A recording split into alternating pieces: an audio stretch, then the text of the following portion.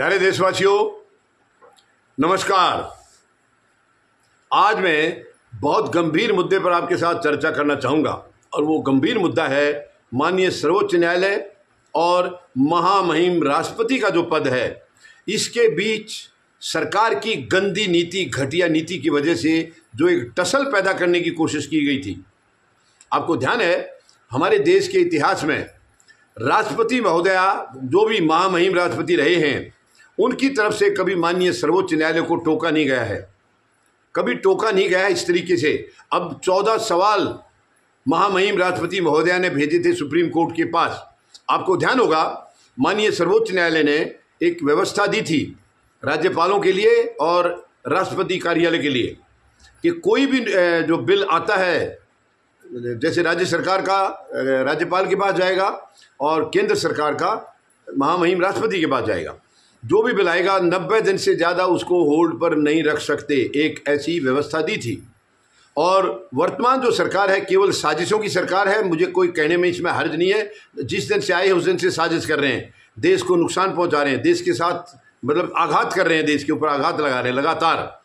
और इनका आपको मालूम है, वक्फ का जो कानून बनाया है इन्होंने, वो इनके नाक का सवाल बन गया है और माननीय सर्वोच्च न्यायालय किसी भी हालत में उसको रद्द करेगा, ये पूरी तरह से नज़र आ गया है। और उसको यानी सर्वोच्च न्यायालय को, माननीय सर्वोच्च न्यायालय को किसी तरह नीचा दिखाने के लिए ये महामहिम राष्ट्रपति के पद का भी इस्तेमाल किया इन्होंने। इससे ज़्यादा शर्मनाक और कुछ हो नहीं सकता।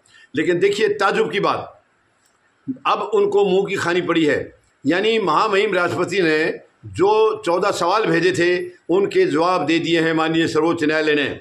और उनमें सबसे जो खतरनाक था वो ये था कि आप राष्ट्रपति को कैसे निर्देश दे सकते हैं। मतलब राष्ट्रपति महामहिम राष्ट्रपति महोदया ने पूछा था कि क्या सर्वोच्च न्यायालय ये राष्ट्रपति को निर्देश कर सकते हैं। हालांकि महामहिम राष्ट्रपति महोदया, इनके खुद की लाइब्रेरी में ये सब चीज़ें मौजूद हैं, उनको पढ़ लेना चाहिए था। मैंने 2 दिन पहले भी बताया था, वहाँ पढ़ लेना चाहिए था बजाय इसके कि सुप्रीम कोर्ट तक पहुँचाए। लेकिन मैंने उस दिन भी कहा था कि मुझे नहीं लग रहा है कि महामहिम राष्ट्रपति के ये अपने डिसीजन होंगे। ये जो 14 सवाल हैं ये सरकार के सवाल हैं। महामहिम के पद का तो इस्तेमाल किया गया है जो कि बेहद शर्मनाक है, दुखद है। ऐसी घटियापन सरकार के अंदर ऐसा नहीं होना चाहिए।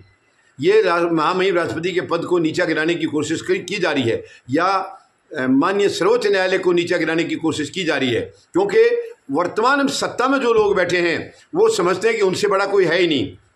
शायद अगर भगवान का दर्जा भी चाहें, हालांकि वो कह चुके हैं, प्रधानमंत्री तो कह चुके हैं नॉन बायोलॉजिकल हैं, तो और क्या, भगवान का दर्जा भी ले लिया इन्होंने।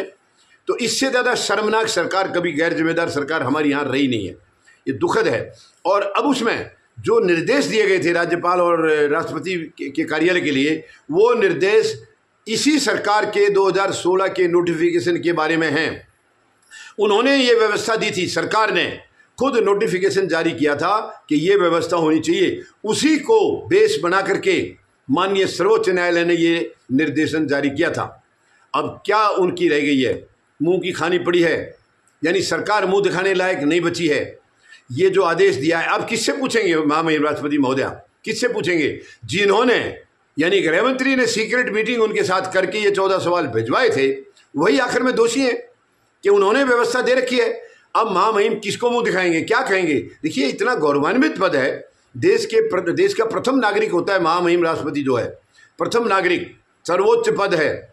और उस पद का भी इस तरीके से घटियापन करके इस्तेमाल कर रहे हैं सरकार। हालांकि महामहिम राष्ट्रपति को मना कर देना चाहिए था, मना करना चाहिए था। ये जरूरी नहीं है कि उनकी हर बात को वो मानेंगे, वो कुछ भी कहेंगे और मानेंगे। लेकिन ये आज देश के लिए इतना खतरा पैदा कर रहे हैं, हर फील्ड में बहुत खतरा पैदा कर रहे हैं। अब क्या रही है उस राष्ट्रपति पद की, क्या मतलब महत्वता रही है कि 14 सवाल भेजे और उनका जवाब ऐसे आ गया कि खुद राष्ट्रपति महोदय को ही अपने अंदर झांकना पड़ गया है।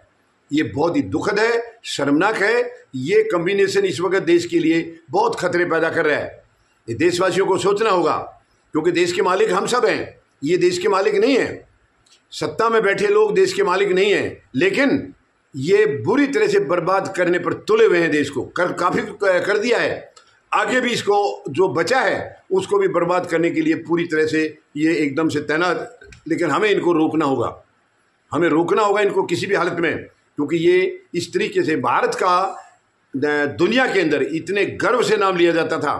और आज आपने हाल में देखा होगा हमारी पाकिस्तान के साथ जो टसल चली है उसमें कोई भी देश भारत के साथ नहीं खड़ा था। कोई भी देश पाकिस्तान के साथ खुले खड़े नजर आए थे। इससे ज़्यादा शर्मनाक और क्या होगा। एक आतंकवादी देश के साथ दूसरे देश खड़े थे सॉरी लेकिन भारत के साथ कोई नहीं था। ये बहुत ही दुखद है और देशवासियों को सोचना होगा। हमें अपने भविष्य का, देश के भविष्य का ख्याल करना होगा। हम चंद अगर गलत लोग सत्ता में बैठे हैं, गलत तरीके से चला रहे हैं, तो उनके भरोसे पर देश को हम नहीं छोड़ सकते।